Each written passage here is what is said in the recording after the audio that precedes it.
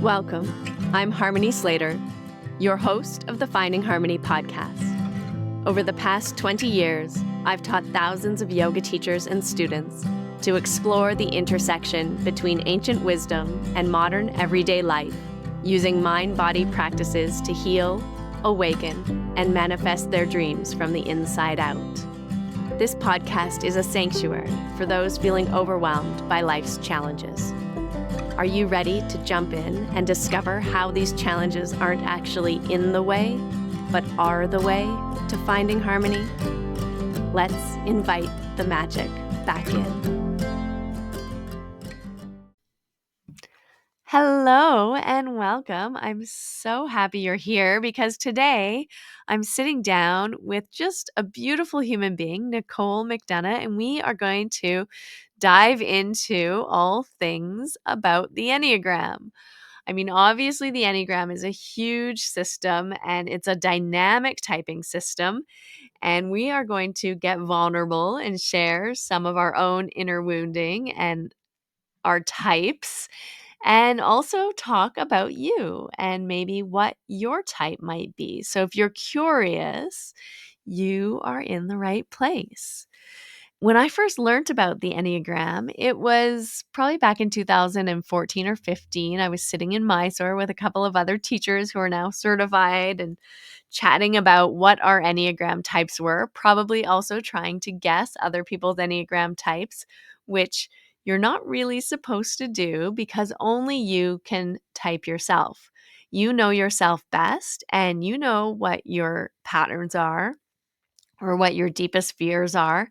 And so the best way to find out what your type is to maybe take a free quiz, which we'll link in the show notes, or get a book or just start to read about the types. You can find them on the Enneagram Institute and you'll probably know. You might not like that type. You might be like, I don't want to be a type 9 or a type 2, or you might have some resistance against it if it hits too close to home. Sometimes people start crying, they feel really seen. It can be really, really powerful. And as many of you know, I use the Enneagram and we talk about it a lot when I'm doing my in-person retreats. And all the students find it really fascinating. And it does highlight some of the patterns that come up even in your own practice of yoga. I use it with my coaching clients too. We look at what the deeper patterns or insights are from understanding a bit more about your childhood wounding or your fears or what makes you feel safe and secure or gives you a sense of control or ease in your life. And it's really, really helpful for gaining more awareness and insight about what's driving you unconsciously. So I hope that you love this episode and I hope it inspires you to dig deeper and learn more about yourself and really use this tool. It's a spiritual personality typing tool.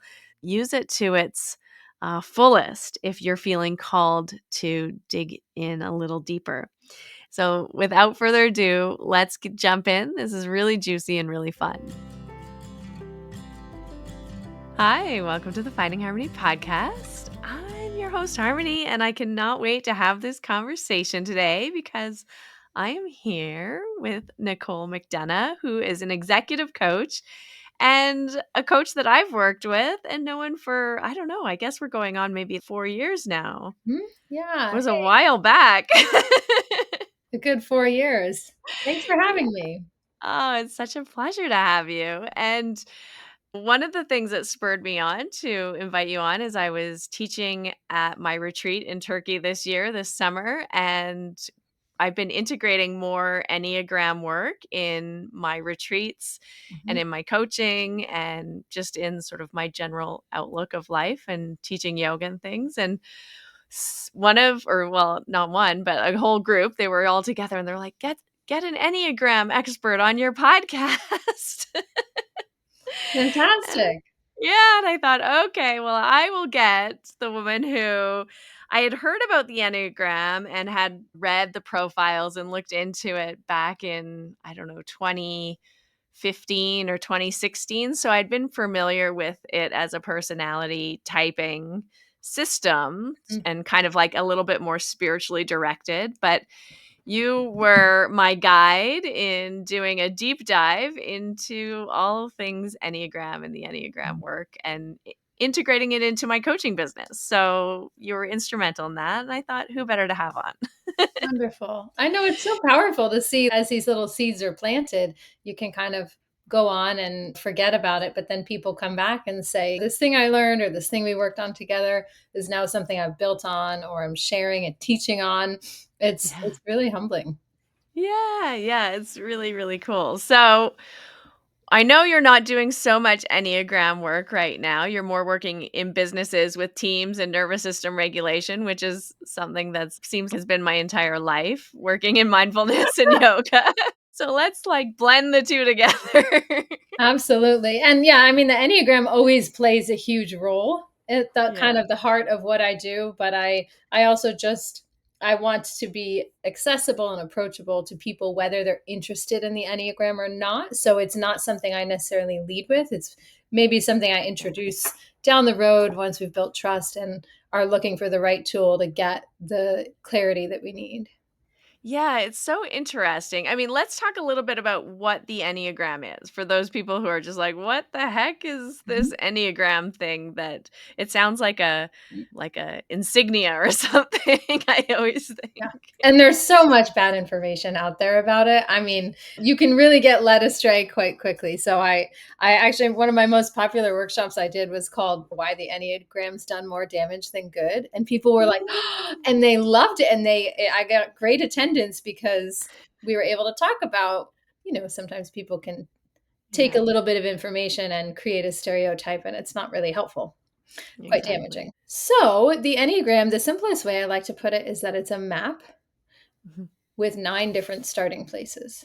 So the opposite, the antithesis of the one size fits all, it's a map for personal development, a way to unlearn kind of survival mechanisms from childhood, but it's not we all start in the same place and we all end in the same place based on the survival skills you've collected along the way, usually in the first 10 or so years of life.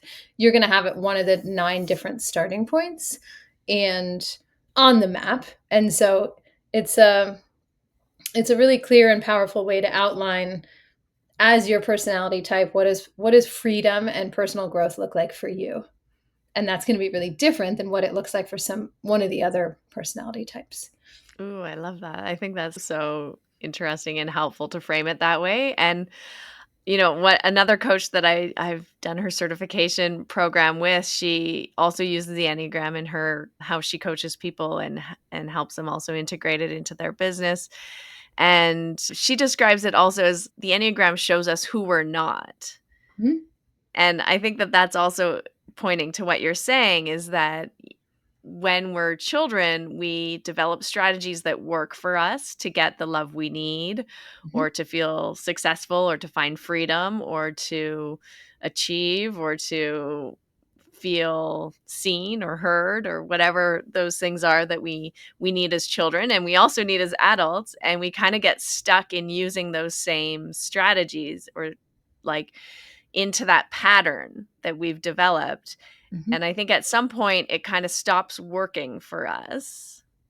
And that's usually around the point, I think, when the Enneagram becomes kind of interesting. Right, it's kind of, "Wait a second, what got me here won't get me forward." Because Yeah. it's really they are skills, and they're skills that helped us survive, and when we're young, what we need to survive is love and attention and security and affirmation and people to build our confidence, so they served a really important role, Mhm. um, but I always like to say, because I've had some people very close to me, family members and things, when I first got into the Enneagram, they were like, I don't really like that kind of stuff that puts you in a box.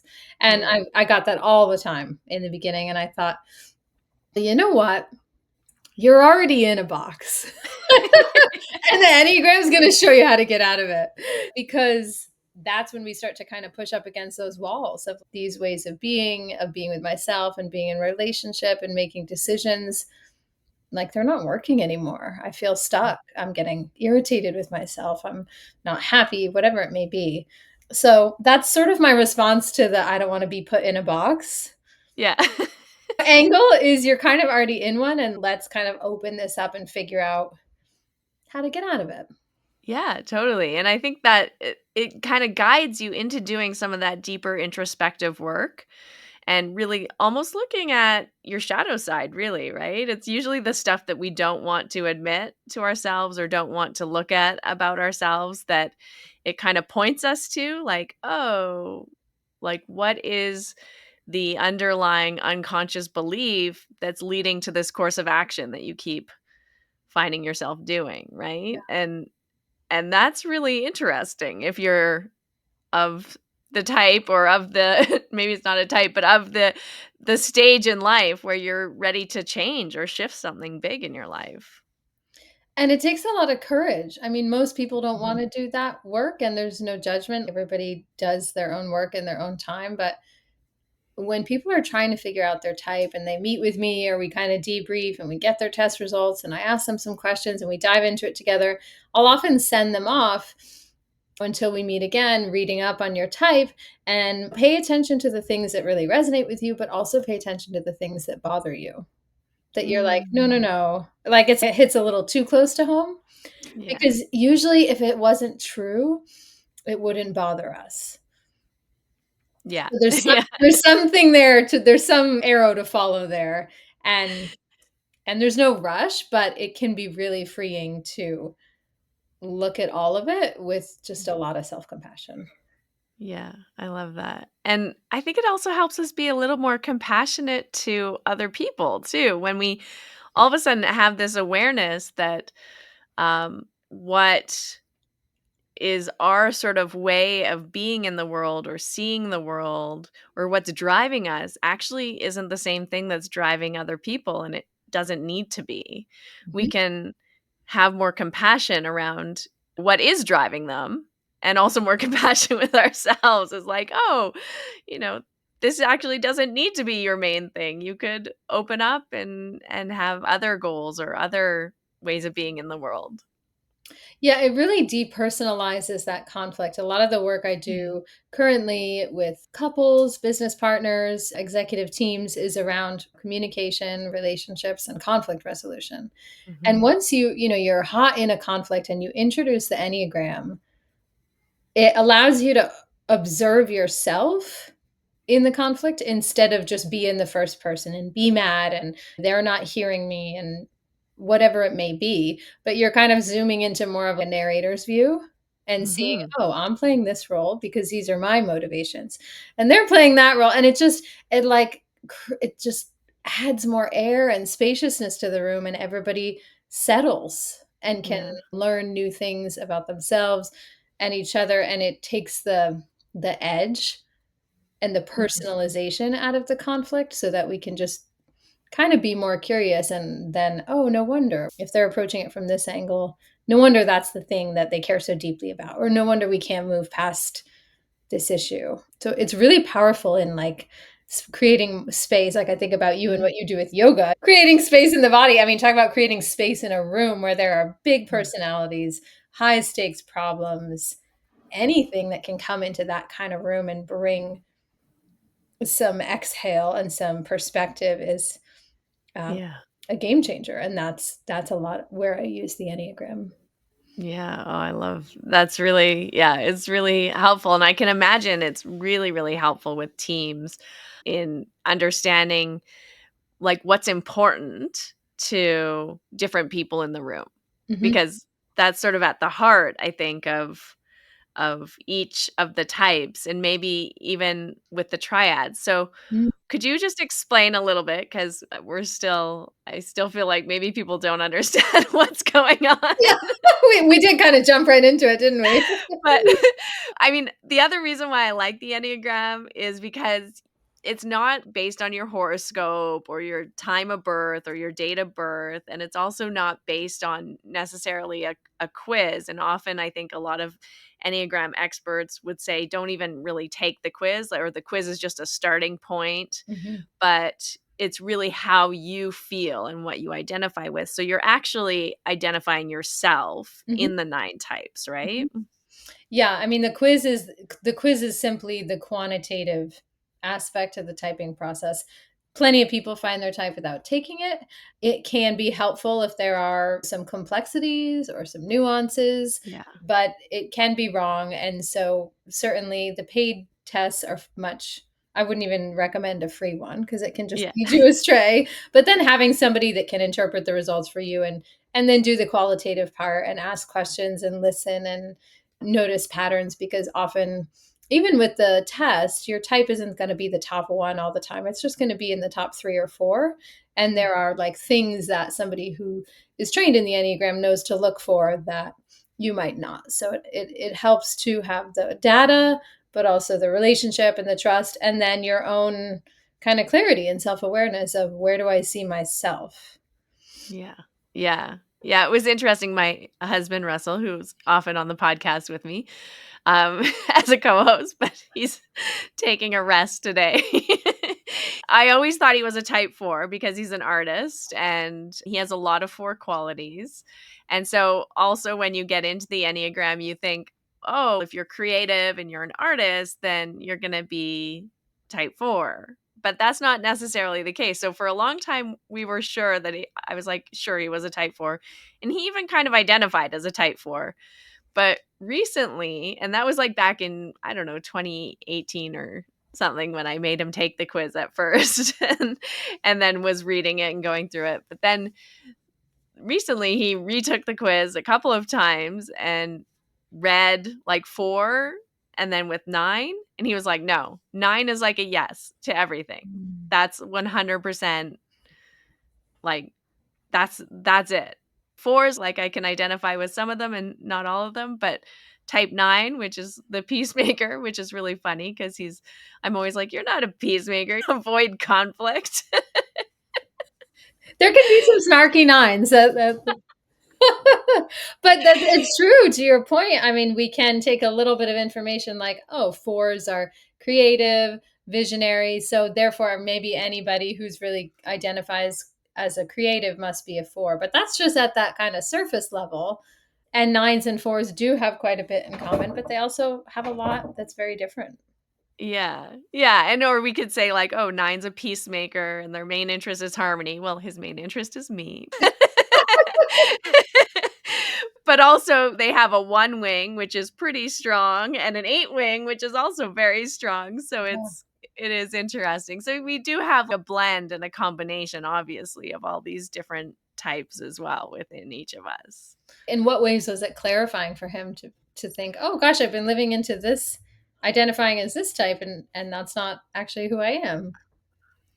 I think he just I don't know, I think it, like, made sense of how he feels in the Mhm. world, that Mhm. he thinks he avoids conflict, and he thinks, like, his main message, he feels, Yeah. is that I'm okay if everyone else is okay, Yeah. and that seemed to resonate more than the need to be unique. Mhm. So, I think for him, it felt like, "Oh, yeah, that's just how I kind of operate at a baseline. I'm okay if everyone else is okay." Yeah. And that helps him feel settled and at Yeah, peace, and it's a wonderful quality. And then the nines get to look at how can I feel okay even if everybody else around me isn't.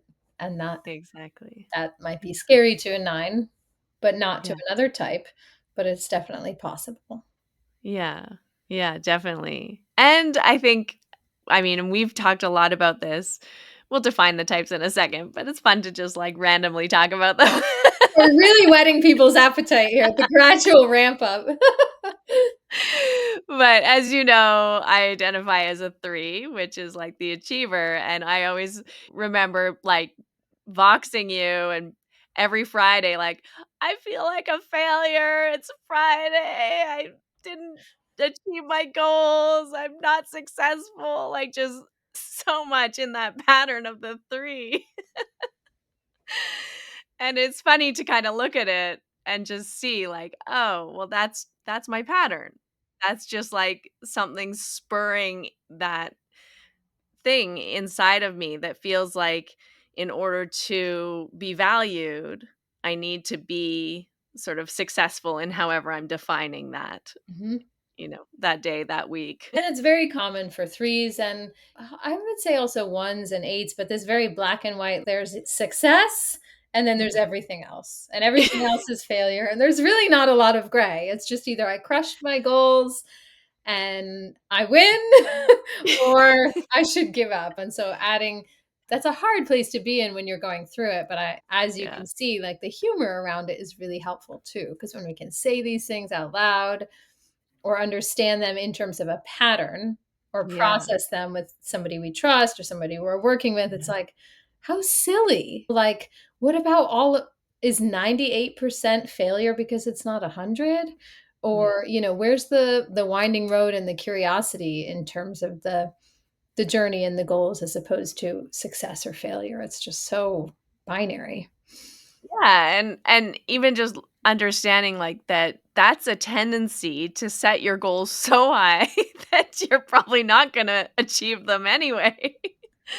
So like, creating some systems or some structures to help support your like little self who really wants to be successful and be seen as successful, to have good, better, best goals or some kind of support system, recognizing that this is a tendency, right? That this is your habit to maybe make your goals so big that they become like you're bound to fail, and Mhm, then redefining what success is or what good enough is, and then also looking at how you have worth even beyond that, right? Even if you are failing, your value isn't determined by that, and recognizing that that's sort of the key core wounding is that inner needing to be good enough. mhm.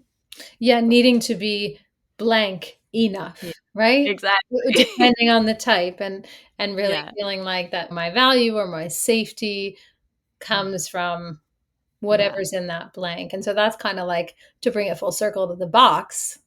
yeah, That's kind of those are some of the edges of the box we were talking about that we're already in is we tell ourselves I have to be successful enough, unique yeah, enough, powerful enough, knowledgeable enough, whatever it may be, interesting, competent, it doesn't matter, but learning that that's not our value and our safety is incredibly freeing, but it's hard to do. It's the work of a lifetime. It's one yeah. realization at a time.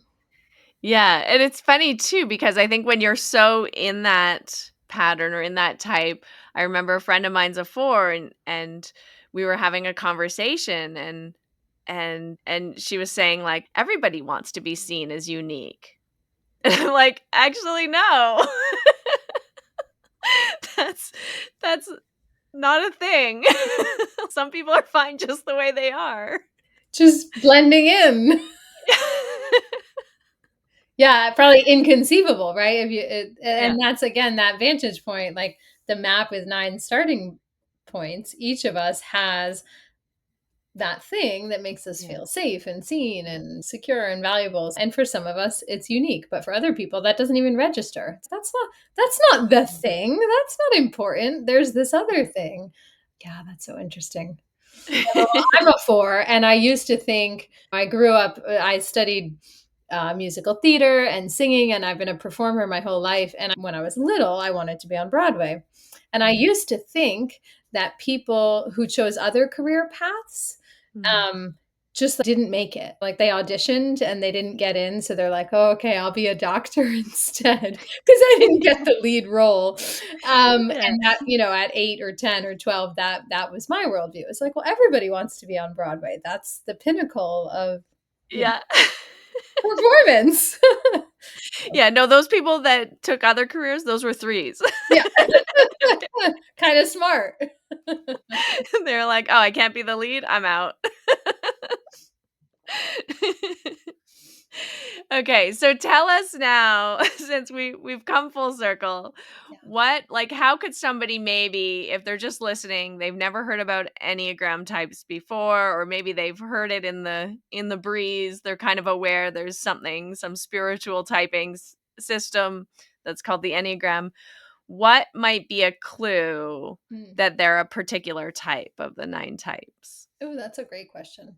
I mean, I know you wanted to talk about the triads, and so that could Yeah. be a helpful clue, though we all have all three. Yeah. The head, which is thought and logic, research, planning, knowledge, information. That's Mhm. our head center. The heart center, which is emotion and feeling, and the gut center, which is our gut instinct, that sense or immediate hunch that's a little harder to define because it's not head and it's not heart. So there are a lot of groupings of 3 like that in the Enneagram. Mhm. The triad's probably the easiest one to start with. But just even having a sense of how do I process information? How do I take in my environment, my relationships? How do I interact with the world and really incorporate things? Is it primarily, because we're all going to have all 3, Mhm. through thought and logic and research and planning and all of that that can kind of spiral out of that? Is it emotion and feeling and depth and highs and lows and connection? Or is it through gut instinct, like Mhm. trust, or just that kind of hunch or sense, like you've got to go for this or not, or that deep seated decision making center? So, that something paying attention to one of the groupings of threes like that could be a helpful way to start because then it kind of narrows it down a little. Someone might Yeah, I listen think and think, that's oh, really I'm helpful. definitely not the heart center. So then Yeah. you've eliminated 3 of the types and you're kind of Yeah, getting. let's do that. Let's go through it that way. That'll be fun. Yeah. Yeah, so the heart center would be types 2, 3, and 4. Mhm. And so if somebody really identified with that, that could be a helpful place to look at those 3 types. They have a lot in Mhm. common, they have a lot that's different, and see if they see themselves in that. I think the Mhm. important thing to be aware of when you're self-typing, which there's absolutely Mhm. nothing wrong with, sometimes we can choose the type we want to be, Yeah. and that's not really how it works. Like, I always wanted to be a 9 because I was like, they are focused on creating harmony in the world, and that's my mission. yeah. Right, and I might look at one of the types that has, like, an opposite set of strengths than I do, Right. somebody really assertive and future oriented, and I might be like, Yeah. "Yeah, that's that," I could convince myself, and so You're that's like, "I'm one gonna thing be to. an 8." Yeah, go get them. Take action. One thing to be mindful of in the self-typing is we really wanna be honest with ourselves because there is no better or worse type, Yeah. and that is a really helpful starting place. Yeah. Yeah, I think that's really important to keep in mind. We always like to categorize things as good or bad, or this one's better, that one's less good, but they all are equal. They Mhm, all have strengths and they all have weaknesses, and they're mhm, just, as you say, like a different color in a way. mhm. Yeah. Yeah, so if we were to go through the other triads, if somebody really Mhm. identified with the head triad, really grasping onto thought and logic, research, planning, knowledge, that gives them a sense of security. That Mhm. would be either a type 5, 6, or 7. So if Mhm. somebody didn't identify with that, that would kind of remove Yeah. those. But if they did, they could read up on those 3 types. They are very different, but they do all have that head center as their predominant intelligence center. And they all have that in common. And to kind of start from there. Mhm. Yeah. And and then what about the 8s, 9s, and 1s? Yes, the eights, nines, and ones are very different from each other, but they all share the gut center, the gut instinct, or the Mhm. body center, where your decisions, they're not even really passing by head or heart. It's just that deep down knowing. That's It like, feels like a very action-oriented group. mhm. Yeah, it's an action oriented group, and it's I mean, maybe this wouldn't be the case for the nines, but it's a strong sense of whether I act on it or not, deep down, I know. I either Mhm. know that I can trust this person or I can't. I know I should go in this direction or I shouldn't.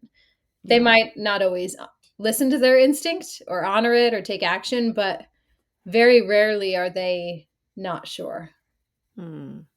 And yeah, I think at the heart of what that group, the 8s, 9s, and 1s are most concerned with, I think another great way to identify with these triads is that sense of autonomy, right? And that's what you're speaking to, is this sense of I know what Mhm, is best for me. mhm. And Yeah, they all kind of really have that strong knowing of what is best for them. mhm. Yeah, and that's actually a beautiful dovetail because the triads alone don't necessarily go into they we can kinda take them at surface value, and that's really helpful, but that autonomy piece comes from my gut's telling me, and I can listen to my gut, not anybody else. And so it Mhm. actually points to why those 3 types really need control, Mhm. Yeah. and that is a good thing to be aware of because it's a genuine need, and Mm. it can be a stumbling block. Like if Yeah. I talked about earlier in conflict, in Mhm. rooms, with teams, with couples, with business partners, with supervisor and employee. If there's an obstacle, there's about a 30% chance there's going to be, it might be control. Yeah. Yeah. Or organization in the house. I'm guessing you have no experience with this. So, yeah, so that's actually helpful to tie the gut instinct to the need for autonomy and control, kind of the two Mm. sides, because the other two triads, we could touch on what they need also. Yeah. Yeah, let's talk about that. Heart-centered, the 2s, 3s, and 4s. Yes. So they really need, and again, keeping in mind that everything is neutral, nothing's better or Yeah. worse. Twos, threes, and fours really need attention and acknowledgement. Mhm. That's like their it's the fertilizer for their soil. And if you're not one of us, you can judge, but don't judge because it's a it's a it's a genuine need. Yeah. It's a genuine, healthy, normal need that spurs us on to continue being who we are. Yeah. And in different ways, a two can get feedback and attention for these strengths. A three can get feedback, attention, acknowledgement for their strengths. A four can get it. And it's a positive cycle. It creates momentum and Mhm. really good things. On the flip side of that, they can kind of struggle with what do I do without that feedback? Yeah, or critical feedback too. Yeah. Yeah. Critical feedback or no feedback, which is Yes. like, can be the hardest because then Yeah. what do you think? Then you don't know what people thought. And so that would fall Mhm. in the category of if the eights, nines, and ones stumble up against control issues, the twos, threes, and fours can stumble up against ego issues of like, how do I value myself Mhm. in the absence of feedback or with negative feedback or without Mhm. the acknowledgement? Like, where is that creating a stumbling block for me? Yeah. Yeah, that knowledge acknowledgement or affirmation or yeah. Yeah. We're both feeling a little called out at the moment. People can see our faces. Okay, so moving on. Let's just move right on. That was enough of a pregnant pause, right? So Maybe that's a good hint that everyone should leave a comment and share the episode and give us lots of positive feedback here. there you go. We will shine like the sun if you do. We'll keep going. Five, sixes, and sevens. So they're in that head triad. And for them, knowledge and security. So that's why I always say research, planning, information, options, expectations. That is a huge stabilizing force for Mhm. them. So their stumbling block can become fear. It's like Yeah. the unknown or taking risks or not Mhm. having options. All of those things can be very threatening and just create some real obstacles internally for five, sixes, and sevens because that's where they get their sense of safety and security is from information and options and knowledge. And so the opposite of that, they can deal with a lot of fear, a lot of it's all up to me, a lot of anxiety, Mhm. kind of if I don't do it, no one else will. Mhm. That's Or what's the right answer? yeah, Wanting and to know, okay, if I do this, then I'm gonna get this result, like, really kinda getting stuck in that analyzing or needing to know, mhm, I think is also, like, the shadow side of that, because can we really know anything? You know? Right. You get kinda stuck in that fear of what if it goes wrong, or what if this doesn't happen if I do this thing, or and then you're almost like stuck in paralysis of taking action sometimes, or taking too many actions. I mean, that's the other side, right? Where it's more of a 7, Mhm. like not wanting to just stick with one thing, but to do everything all at the same time, just so that at least one of these options will be right. Mhm. Yeah, because it's hard because everything's better than nothing, right? Yeah, Trying all these options and getting all this feedback is better than just silence. yeah, yeah. Yeah, so it's Then I'll really know the right answer. If I try everything, I'll know. yeah, and it's really kind of in the opposite. So if we were putting ourselves on the hot seat, we say, well, in the absence of feedback, what Yeah. do we do? Why is it uncomfortable? Or what do we do with that discomfort? It's the same for five, sixes, and sevens. In the absence of certainty, Mm, who do they want to be? yeah, yeah. Whereas, like, I'm fine with uncertainty. It doesn't Yeah, me bother me too. at all. It's not my issue. Me too. That's how I said that too. That was one of the ways also with Russell. I love talking about him when he's not here. That he the difference between the 4 and the 9, because he also really loves affirmation. That's one of a love language for him. But I was like, what's more important to you? Having feedback from people, or having control over what you're doing? And he was like, control. 100% control. I was Good like, for oh, you. okay. That really zoomed in on the heart of the issue. Yeah. And so I think that's like a good way to kind of, if you're stuck between a couple of types, is look at what is kind of that core motivating Mhm, factor, right? And like you say, the 2s, 3s, and 4s, we're okay with uncertainty. We're okay sitting in the not knowing place and mhm. just asking questions into the void, and that's fine. But 5, 6s, and 7s, not so much. They Right. really like it makes them anxious Mhm. to not have that certainty, as you say, or to know the answers. And yeah. And beyond anxious, it's if we think about it back to childhood and survival skills, it's Mm, almost a degree beyond I'm uneasy without feedback and acknowledgement, without information and security, or without control. It's I'm not safe. mm, It's threatening. So that's why mhm. we can go to dark places so quickly.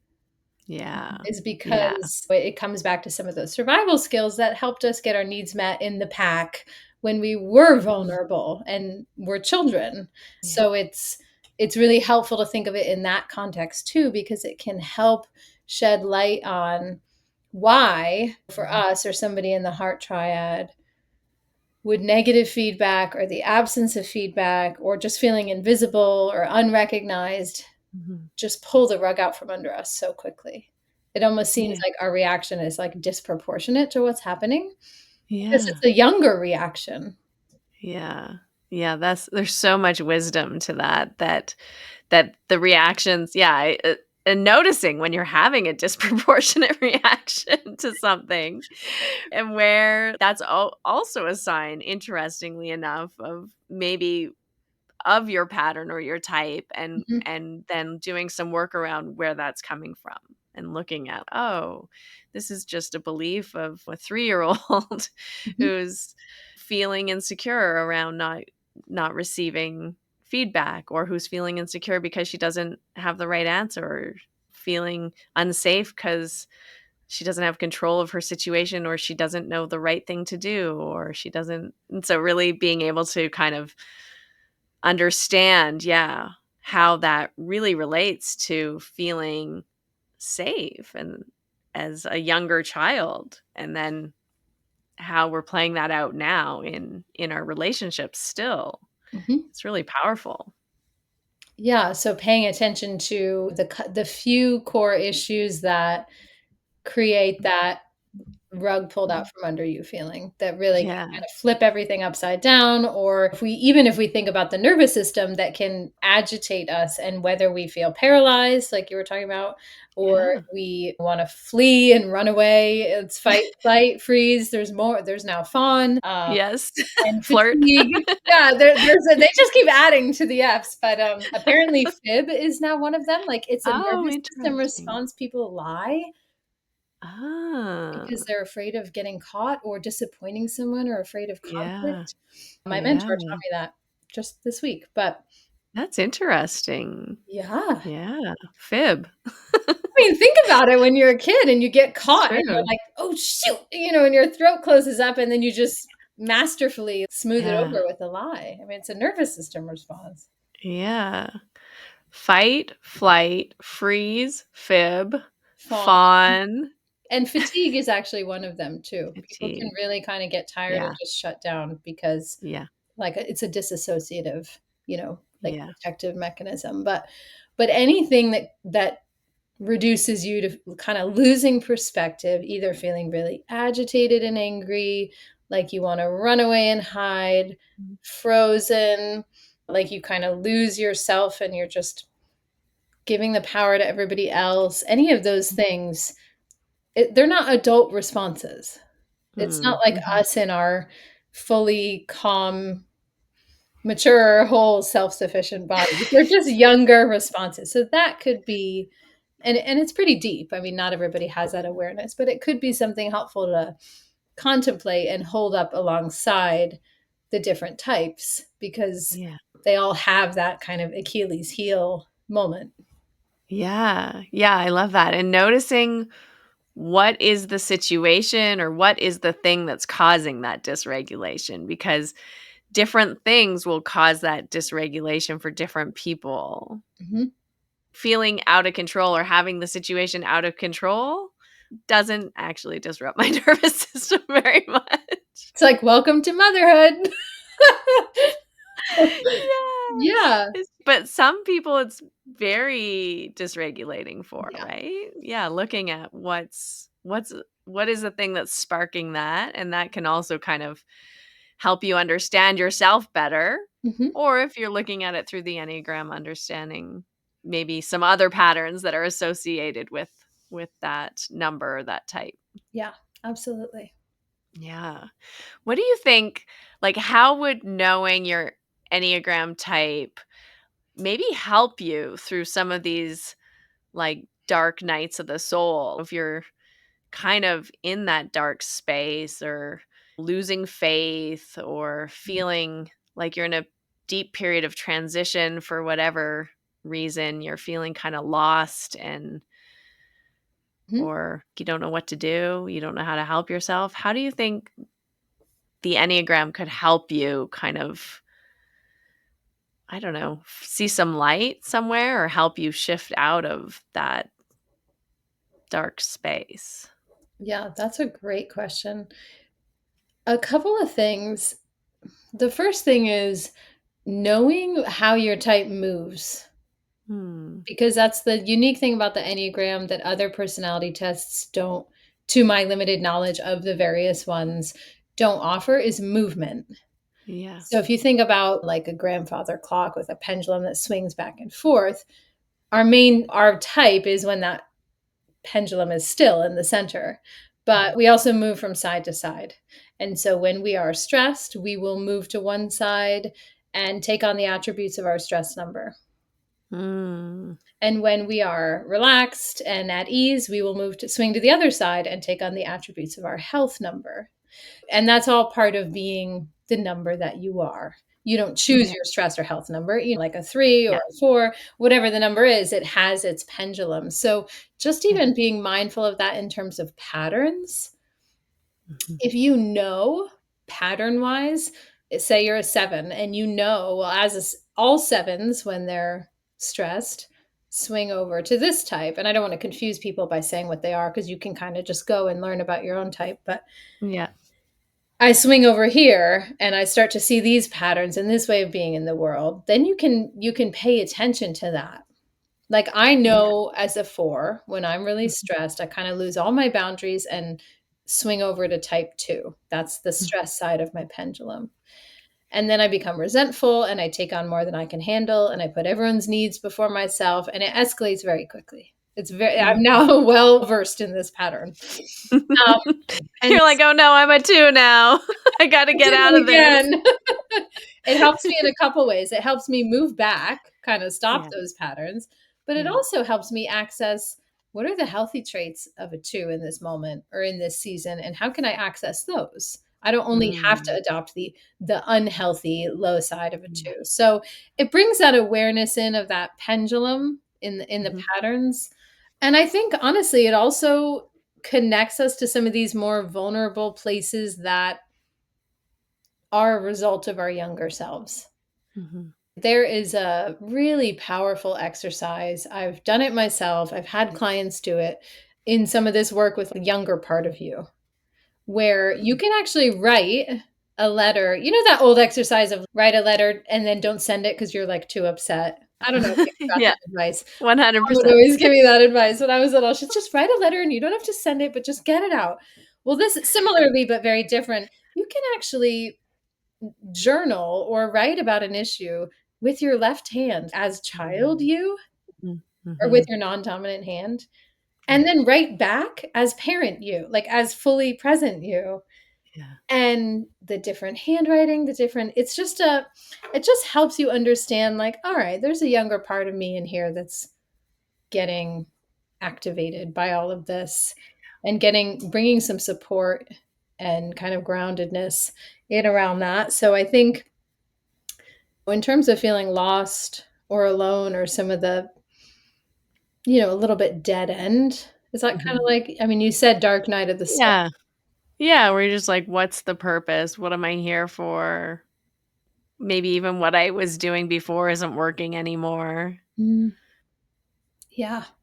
Yeah. And I think, I mean, a part of that is people can really kind of shut down when they're not getting Mm, their needs met and when they're not really connected with themselves. Like they're not yeah, connected with this thing that brings me to life. Maybe yeah. more going through the motions or doing something that they've actually outgrown Mhm, or in mhm. a situation or a role or a relationship, something they've outgrown. So I think just paying attention too to like, if I do feel at that rock bottom moment or lost Yeah, or lacking purpose, like following, remembering the spark and paying mm, attention to, am I caring for myself? Am I holding mhm. on to other things that haven't really, that I've outgrown or that aren't really working like on an identity level? Yeah. Yeah, I like that, and maybe also I think, like, this understanding of the movement of the Enneagram is also really helpful because it can kind of open up possibilities too for you. Because Mhm, maybe sometimes we feel like what I've been doing isn't working, so we can explore what's underneath that. mhm, Is it coming from a place of health, or is it coming from a place of feeling like this is your only option, or you need this thing in order to I always go to succeed, but in order to feel valued or in order to feel safe.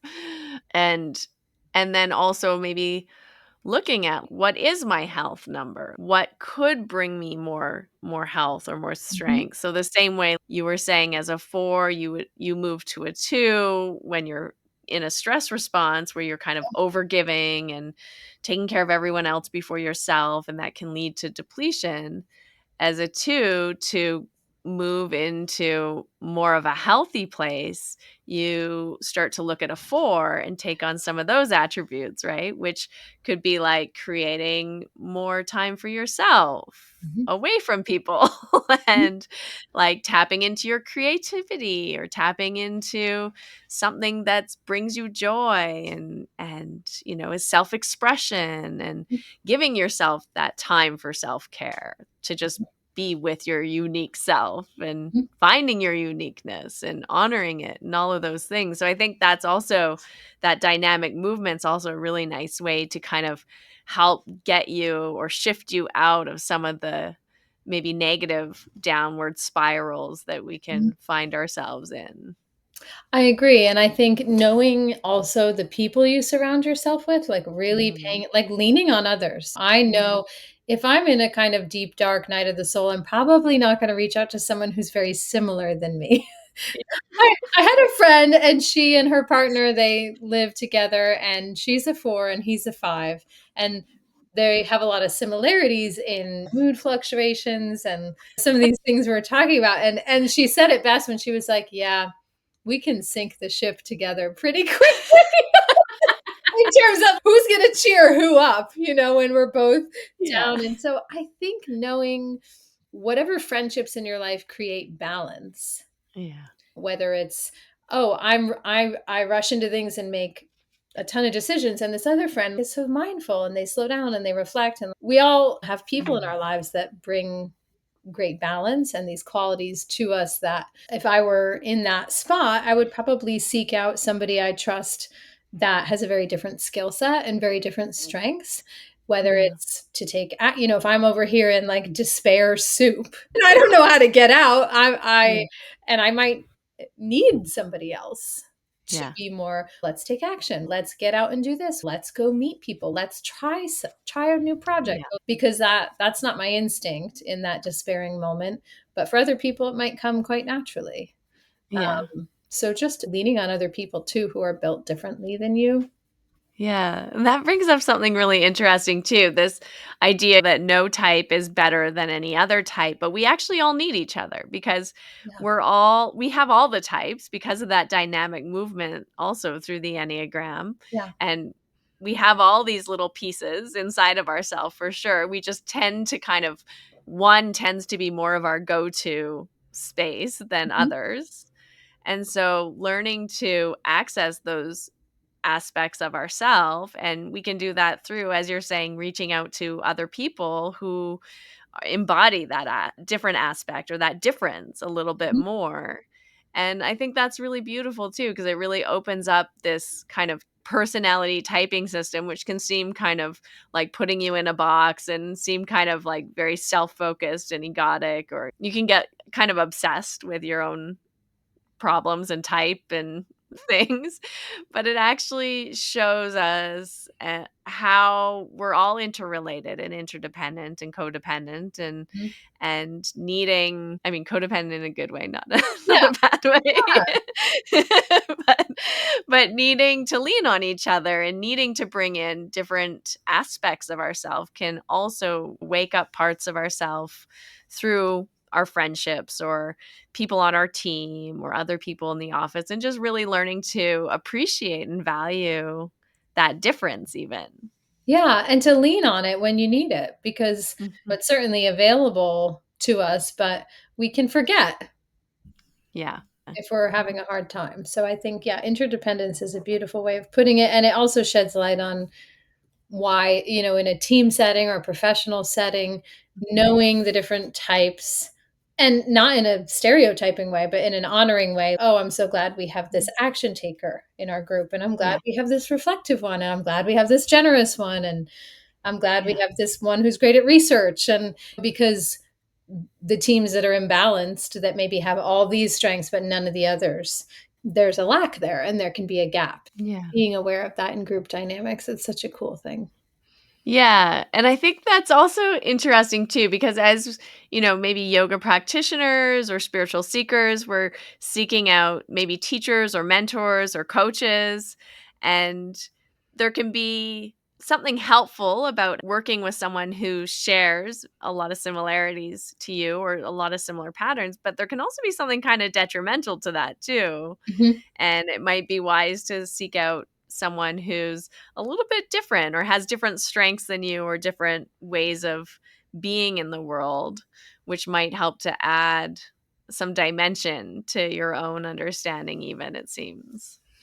Ooh, I like the word dimension even more than balance, because Yeah.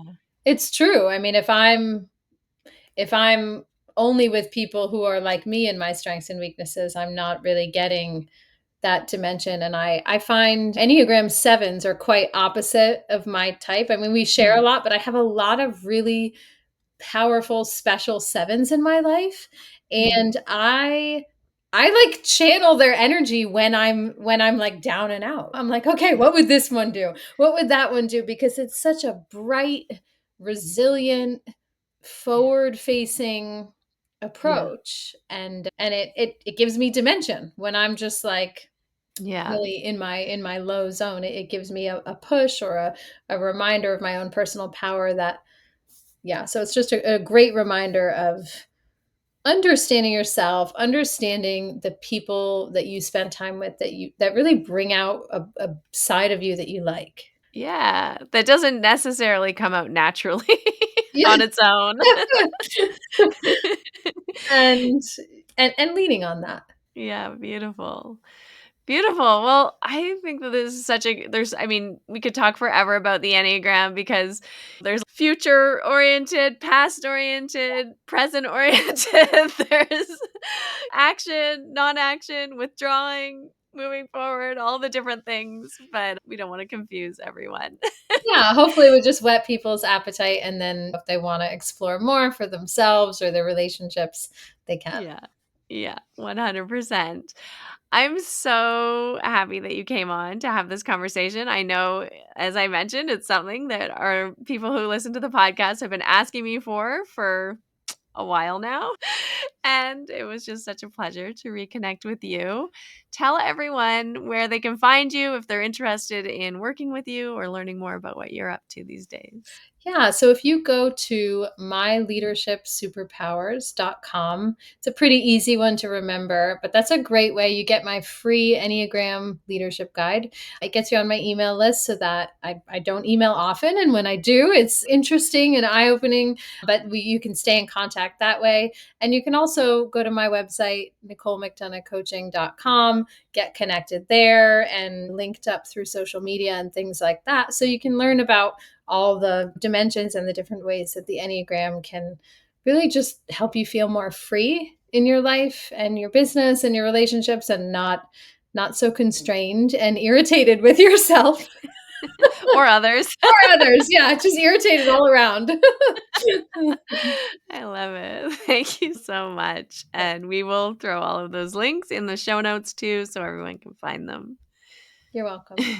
Yeah, it was a pleasure to have you. Thanks, Harmony.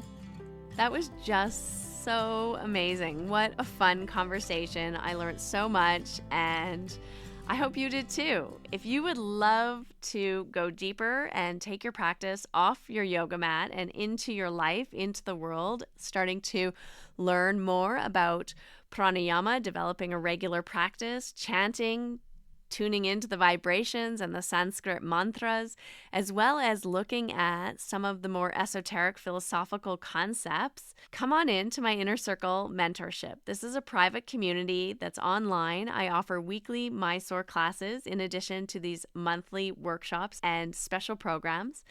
And you can find out all the information when you join the Finding Harmony community. Head on over to community-harmonyslater.com.